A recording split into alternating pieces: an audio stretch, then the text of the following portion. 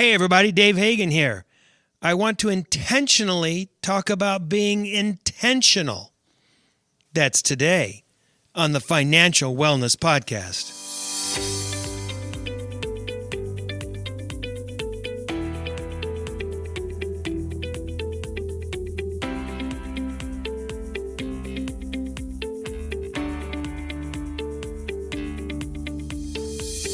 Welcome to the Financial Wellness Podcast, Dave's weekly message to keep you on your path to financial success. Here is your host, financial problem solver and talk show host, Dave Hagan. Hello, everybody, and welcome to this week's edition of the Financial Wellness Podcast, or the TFWP as we like to call it, coming to you from beautiful downtown Van Nuys. And hey, with us today, it's Brian Reed. I like that. I like that. Going old school. Yeah. You know, one time we had that, that crowd applause when we announced your name? That was pretty good. I was thinking about sneaking one in this week where it was like Eeyore. That would have scared the hell out of me. That would have really set the table for you here, huh? That would have been fun. Oh, man. So I've been thinking a lot lately about this topic of being intentional. And a year ago, I was on a radio show and I was going through our 10 ways to prosper and all the things that we talk about financial health and happiness. And at the end, they said to me, hey, what's the one thing that you would tell somebody that they should do? And it kind of caught me by surprise because I talked about 10 ways to prosper and different types of investments and blah, blah, blah, blah. And they said, one thing that you would tell somebody. And I thought for a second and I thought, have a plan. Just have a plan. And I think that means being really intentional. You know, when we talk about money, we talk about deploying our funds. Brian, we've talked about that in terms of, what Warren Buffett has said. And we say deploy our funds, and the word deploy is an effective way to talk about how we should think about that. But, I think that means really being intentional. So I went to the internet and I started doing some research and I'm kicking around, and lo and behold, I found all sorts of things about being intentional on the internet, books and things that people had written over the last whole bunch of years. And they weren't only talking about being intentional in their lifestyle, but also in their personal finances. So I had no idea. Here I was kind of thinking this through. And in doing the research for the show, it all popped up. So there were so many different people from so many different walks of life, different sources that had, things to say. Someone said, by the way, hey, write down goals. And I'm going, wow, that's a good idea. And then I thought, but we did this, episode 202. We talked about putting down goals, but we talked about doing it as an upspring from your values that you've written down. In fact, I think we've done several podcasts on goals and goals arising from values and writing down goals and evaluating goals. And just last week, we were talking about, are you meeting your goals at the end of the third quarter? I mean, we've talked about it several times over the past several years. Someone else said, imagine the perfect day. And I thought, wow, that's pretty good. And then, hey, we did that. Episode 221. We talked about what's your personal or your perfect day. Someone else said, hey, practice gratitude. That's one of the things that you need to do. And I was thankful for that episode. You were but we did it. We did it on gratitude, Episode 144, we called it Having an Attitude of Gratitude. Someone else said, hey, prioritize time for self-reflection. Well, we did that too. Episode 206, the power of meditation. A lot of these things we've talked about. Someone else said, you got to find your people. Your people will keep you intentional. And we discussed that in episode 207, talking about you are who you hang out with. The point is, be intentional is a theme that's behind so much of what we talk about here at TFWP. And I had no idea that people were even communicating about these kinds of issues over the internet. People posting things, people publishing books. There's all sorts of stuff on Amazon. By the way, there's a book, Be Intentional in Your Personal Finance, available on Amazon.com. So there's all sorts of books out there. There's all sorts of information out there, and yet we didn't even know it. We were just hitting the topics that so many of them talked about. And yet, as a society, we really don't seem to get it. 78% of Americans report living paycheck to paycheck. I'm talking about a website called NBC Better.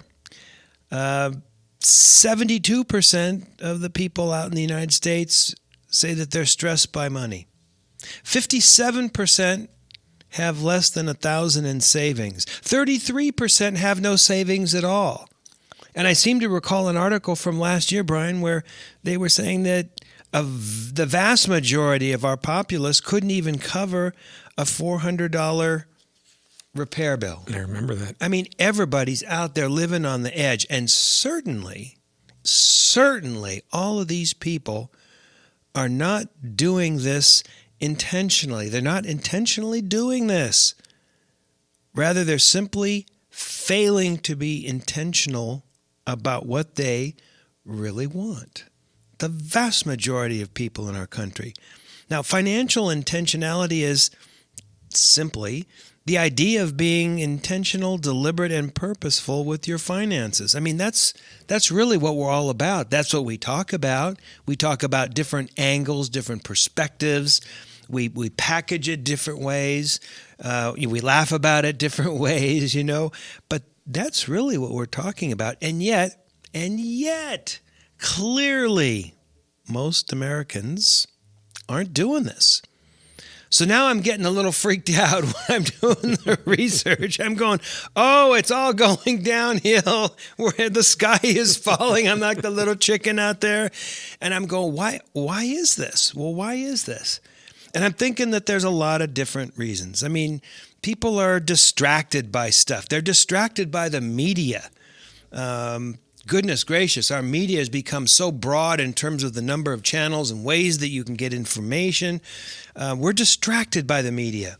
I think people are distracted by day-to-day life. They're focusing on their day-to-day life. How do I get home and minimize my drive in traffic? What have I got to get on the oven for dinner? What am I going to watch tonight? And they're not thinking about their long-term goals or taking a long view of things. They're distracted. Even worse, people have never been taught to think about being intentional. Think about it. How much of this did you learn in high school? None. Not me. How about you, Brian? Oh, we talked about it. Oh, none. None. I mean, zero. I remember them going, oh, here's how you balance a checkbook. And that was like it. No goal setting, no long-term thinking, no thoughts about being intentional. People have never been taught really how to pursue financial success. I mean, think about it. How much did you learn in high school about finances, except for, my experience with balancing a checkbook? Did anyone say, hey, why don't you set some goals? Did anyone ever say to me what is one of the most magical things that we talk about? And that is money doubles every 7 years at 10%. Or money doubles every 10 years at 7%. I never thought about that. When I was young, money saved was money wasted. It's like, whatever. Because I want another car. I need a bigger car. I need a better stereo, whatever. I never was taught to understand the value of compounding money and to appreciate, the value and peace of mind that some kind of long-term savings brings. We're just never taught about it. Now, by the way, if you're listening to the podcast, congratulations. You're not going along with the vast majority of the people in the United States. I'll bet you got $400 for a car repair. I'll bet you're putting together money on a consistent basis with a long-term view. You're different. You're going to be successful if you aren't already, because you are listening, hopefully repeatedly, to a number of podcasts, a number of episodes on the podcast, and you're one of our Financial Wellness Podcast people. But with success also comes responsibility. Get the message out to others so they get their financial house in order. Share some of the secrets that we've shared with you. Share some of the common sense that we've shared with you, and get that information out there. You know, your family and friends will appreciate it. And of course, if you give them the link to the TFWP and they listen, that's cool too. We're not going to complain. We're not going to complain. We like lots of people listening to what we do. Now, let me ask you this, Brian. I know you hang out with, a group in the office, and you hang out with a different set of people that are probably people that are a little more creative in your off time. Do you find that one group or the other is a little more intentional or not? I would say you've got a pretty good split in each environment. Mm-hmm. So the deciding factor isn't probably the environment. It's the people in those environments. You can have those who are very intentional in their actions about certain things, but sometimes I question, are they intentional about the right things? Well, that's true too. But when you were saying earlier that what were we taught back in the day? Zippo. And I was thinking about it. My sister used these poker chips to not bribe her kids, but when they were learning how to be potty trained, they got a coin that they could eventually trade in for, game time or something like that. It was just, Sure. and it's incentive. What if she had done, now you can leave this coin here, and in 3 days, it's going to magically double. So now you have 2 coins. It's pretty cool. All of a sudden, we're teaching them about compound interest, and, It's pretty cool. you start there. Right, Start right. them young. Now, let me ask you this, I never had that opportunity to learn in that way or that training. So does that mean I was never potty trained? I've wondered about the smell for years. That's a dude. horrid thought. That's a horrid thought, huh? I think that there are people out there that are starting to pick that up. We had an interview maybe 7-8 months ago with Janine Letford, and she goes into schools and she teaches kids about these kinds of things. She teaches kids about entrepreneurship. She is actually a music teacher by day job, and she does this after school club, and she talks to the kids about being creative, and she talks to them about having some financial sense. I don't think you were here that night that she came in for the interview. Just a really thoughtful, forward-thinking person. And one of the things that she does with her kids is she said, look, let's set up an account. She said it's actually a Roth IRA. And the kids go out and get some seed money. Mm-hmm. And then she says to them, look, if you mowed a lawn on the weekend, you could throw that money in there, and let's look what that money would be. And because she's dealing with such young kids, the compounding that she can talk about is so extreme. It'll be $1 billion when you retire.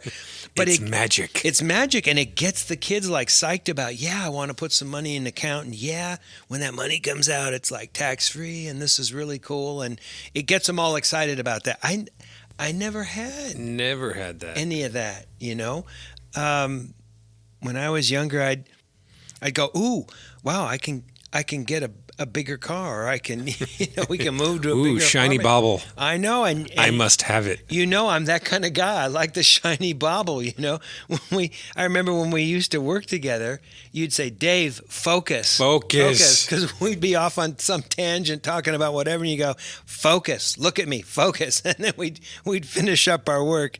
Back in the day, but it seems to me that. If you focus on being intentional as you move through life, and if every day you wake up and think, what am I going to do with my precious time today? What's the highest utility that I can apply to this time? How can How can I use this time to get me closer to achieving my long-term goal? And that's not that you shouldn't have any fun. I mean, even Covey said in his book, you got to sharpen the saw. You got to rest, you got to play. In relationship to everything, but you got to rest, you got to play. But I think every day when we get up, we should think about, how am I going to maximize my time today? How am I going to use it to its highest utility? How am I going to be intentional about how I get through the day and make today part of being successful in getting through my life? Not only financially, but in life in general as well. I think if you focus every day on being intentional, I think it'll help you make better decisions throughout your entire life. This is Dave Hagan, and you're listening to the Financial Wellness Podcast. You've been listening to the Financial Wellness Podcast, Dave's weekly message to keep you on your path to financial success. If you have a question that you would like Dave to answer on the podcast, go to thefinancialwellnesspodcast.com. You can leave an audio message with one click of a button, or type your message into the question box. Either way, it's sent right to Dave's phone. As an additional bonus, each month, Dave will randomly draw from the submitted questions and pick the winner of a free 1-hour personal conversation with Dave to help you achieve your financial goals. Don't forget to subscribe to the podcast so you receive the new episode notifications. Let's listen in now as Dave answers some emails. All right, Brian, what do you got for me? I've got one from Mark who writes in, Dave, I liked your show regarding add-on fees. What are your thoughts about businesses that add on to a bill a percentage so they can pay for health care? Oh, man. You know, Loaded. I got onto my high horse a couple weeks ago where I was talking about add-on fees, and I was talking about people that added on for, I don't know, they added on for entertainment, or they added on for this charge or that charge, or people like cable companies that add on taxes. I mean, they have to, but they add on all this other stuff, and so that you're not really able to look at the right price or understand the right price. And I know that there are places now that add on for health care. And they say, look, you know, we have to pay our people health care, so we're adding on 5% so that you help us pay for the health care. I don't know. I think that that's in the same category as all the other add-on fees. I think it's BS. Add it into your cost of doing business and charge us more, because otherwise you're decreasing the ability of your people to get tips. You're not being truly forthcoming and honest about how you're setting a price. And consumers like myself and like Brian, we can't compare apples to apples and oranges to oranges. I think it's a crock. And I am going to continue to very nicely and politely tell places that do this, I won't be back, because I don't think you're being honest and forthcoming in terms of how you price your product. And certainly, I don't think that I've got a duty or an obligation to pay health care or help pay health care for your people. I even question whether an employer has that duty, although, Brian, you and I have disagreed about that over the last couple of years. But I don't think it's fair to put it off to a customer in that matter. Increase your price. Just increase your price if that's what you feel you need to do. All right, devil's advocate. All right, I like it. If you know that they're doing that anyway, what is the difference of being, hit with a wet salmon across the face, and you see the salmon coming, or you just know that at some point in time you're going to get whacked across the face? It's the same thing, isn't it? It's funny money. It's accounting. Plus, are they trying to kind of guilt you into paying it? You bet they are. Yeah, you bet they are. I remember one time, well, I don't want to even talk about that for a minute. First, let's go back to the healthcare issue. Mm-hmm. I doubt whether they put on the menu or a sign on the front door that says, hey, we're going to up you 5% to pay for healthcare. And even if they do, I don't think you would notice it when you walk into the restaurant. I think it's like a hidden add-on fee. Just increase your price. because the guy across the street may or may not be doing it. You need to be able to include, or need to be able to compare apples to apples and oranges to oranges. What if it's a marketing plan? If the guy across the street is selling a dinner for $12 and his cost for his employees' healthcare is built into that $12, then the more socially conscious guy is going to try and, he's going to advertise that his burgers are only $10, but we're going to take care of our employees and have this gone, and I'm not going to say, liberal, whatever the term is, that wants to take care of everyone. And I don't know. It could just be a marketing ploy. Yeah, no, I hear you. By the way, I don't think it's liberal or conservative, really, necessarily. I think it's more, a truth in advertising. I'll bet you the guy that's selling the product for less isn't saying my burger is $10 plus I'm going to put an ad on. I'm sure he's out there saying it's $10. And then when you get in there, it's not. It's $10 plus. So I think it's less than being completely truthful and forthcoming. Now, I see what you're saying. If it said it on the sign, hey, we're going to stick you for 10% for healthcare, or this is the add-on breakfast store or something like that. Well, now I think your argument carries some weight, but I'll bet you they're not going to put that up on the sign. They're not going to tell you that. So you're describing more of a bait and switch, where you find a price A, and then you go in and find out it's price A plus 20%. Yeah, I think so. Or I'll give you another example. My wife and I went to a wonderful restaurant that we really like, a Mediterranean restaurant, and when the bill came, there was a 15% add-on, and they called it the hospitality fee, and I asked the server, I said, well, what is that? Is that you're pre-calculating the tip, I guess? I mean, you see that commonly in parties over 6 or 8, but not with a pair. And they said, no, that's for the belly dancer and the hookah lounge. And I said, but we're not sitting there, and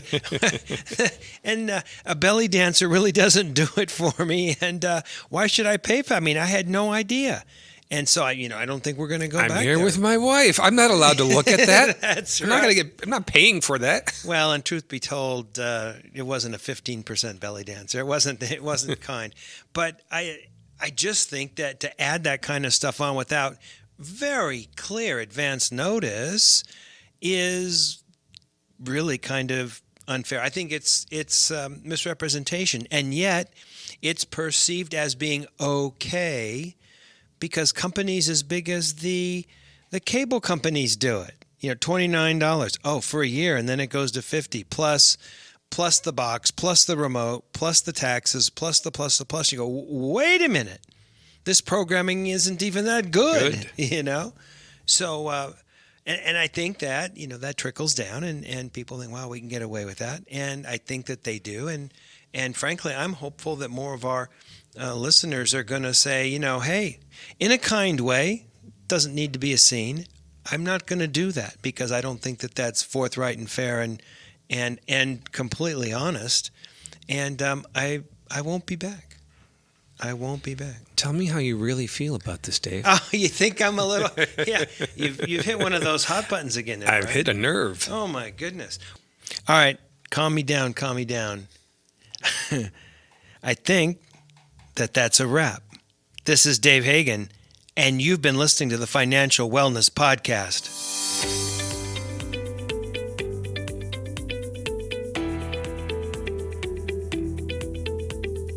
You've been listening to the Financial Wellness Podcast, Dave's weekly message to keep you on your path to financial success. If you have a question that you would like Dave to answer on the podcast, go to thefinancialwellnesspodcast.com. You can leave an audio message with one click of a button, or type your message into the question box. Either way, it's sent right to Dave's phone. Remember, Dave will randomly draw from the submitted questions and pick the winner of a free 1-hour personal conversation with Dave to help you achieve your financial goals. Don't forget to subscribe to the podcast so you receive the new episode notifications, or share the podcast via the app with your family and friends. This is your announcer, Nick Appel, wishing you every financial success.